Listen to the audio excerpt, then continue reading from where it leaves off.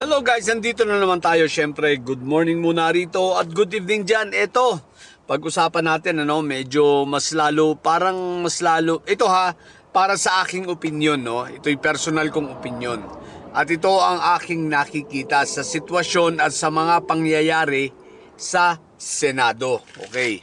Masasabi kong ito ay para sa akin lumiliwanag na ito ay self-orchestrated or gawa-gawa lamang ng Senado. Sa anong dahilan na ito ay gawa-gawa? Upang sa ganun, mabili nila yung oras, they can buy the time, no? They can buy time, para palawigin pa itong na wag i-arrest agad-agad si Senator Esprigitic, no? Si Bato. Bakit? Sapagkat yun nga alam ng Senado na hindi naglabas ang Kongreso ng what you call this, TRO, Kongreso, Supreme Court ng TRO, at pinakokomento ang respondent 72 hours or 3 days. Then after that pasasagutin din itong kampo ni Bato ng another 3 days, 72 hours. So, 6 days in total. Now, after that, magdidesisyon ang Supreme Court. Hindi natin alam kung gaano kabilis sila magdidesisyon. So, ngayon, para hindi, dahil wala nga TRO, so pwedeng i-implement. No? Pwedeng i-implement ng PNP, NBI, itong pag-aresto kung tutuusin. Kahit ba nasa loob ng Senado yan Pero dahil nga doon sa usapan about sa courtesy, medyo dinidelay. Kumbaga, sige, pinayagan nila, no? Kaya lang, walang kasiguruhan itong sila Cayetano at sila Bato na talagang hindi siya aarestuhin. So, ang kinakailangan, dahil hindi naglabas ng TRO, gumawa sila ng drama. At ang drama nga ito, ayan na kunwari, nagkaputukan. Sapagat itinanggi ni NBI Director Matibag na merong NBI sa vicinity.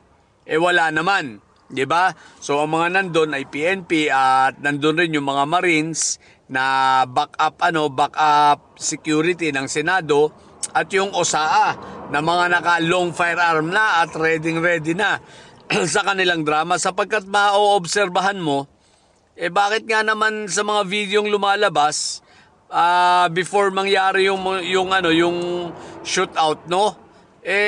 Parang kampante lang naman ang mga Marines, parang may mga plano, kampante rin itong OSA.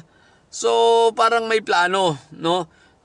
Kaya ito ay kung ito ay sa tingin ko kung ito ay totoo, itong nasa isip ko na drama talaga nila ito para lang para nga mabili nila yung oras at hindi arestuhin agad si Bato, maghintay ng desisyon ng Supreme Court, sa puntong ito nagtagumpay sila Cayetano, no? Sapagkat itong si John Vic sinabi hindi niya rin aarestuhin at maghihintay lang sila ng resolution ng Supreme Court. Sa madaling salita, ilang araw na naman ito.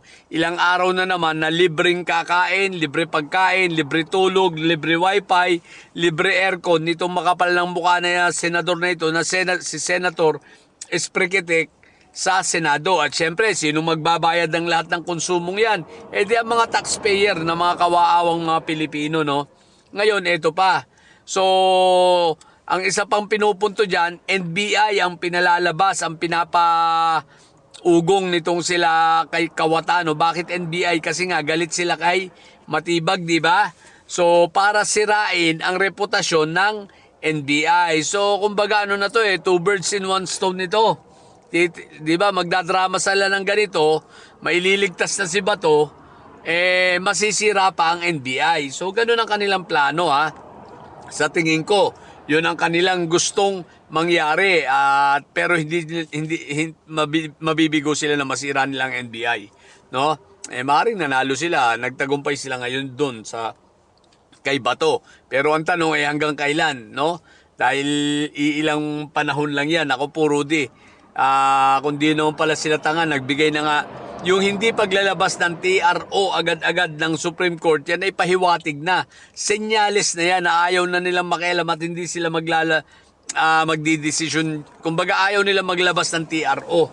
Maliwanag na yan dahil kung gusto ng Supreme Court, nilabasan na yan ng TRO, hindi maghihintay ng ilang araw, di ba?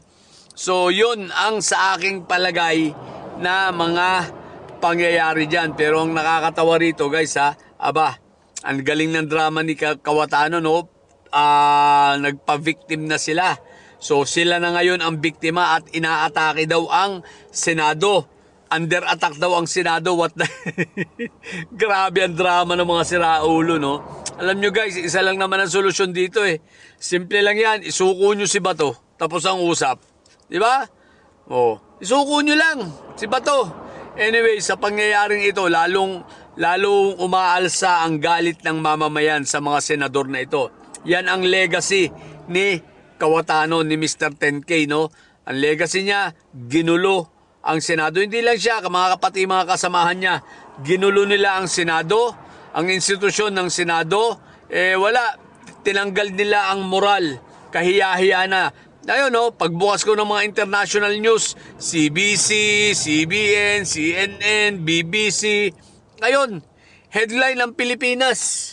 No, balitang-balita tayo sa buong mundo dahil sa kagaguhan nitong mga senador na ito, ng mga hinayupak na ito, di ba? Yan ang gusto nila mangyari, sirain ang Pilipinas at tuwan-tuwa sila. Kaya kayong mga senador, kayong 13 Judas na nyo, sana mamatay na kayong mga hinayupak kayo. No, may mamatay na isa sa mga yan, magpapaleksyon uli ako, promise. No? Yan ang wish ko, sana mamatay na. Yung mga senador na miyembro ng 13 Judas na nyo, ginigiba ninyo ang Pilipinas, kahiya-hiya na kayo sa international community. Nasa international news na naman tayo, no? At ito pa, ang ibinabalita sa international news, ang senador natin, ang institusyon ng Senado ay nagkakanlong ng fugitive dahil nga may legal na arrest warrant galing sa ICC. Kinakanlong ng mga senador at ng Senado. So nakakahiya talaga ito. No, legacy ni Cayetano. Kaya guys, suportahan natin ang mga pagkilos na nangyayari, ang mga rally na nangyayari laban sa mga senador na ito. Magkaisa ang dilaw, magkaisa ang pink, magkaisa ang pula. No, isa lang ang isigaw natin.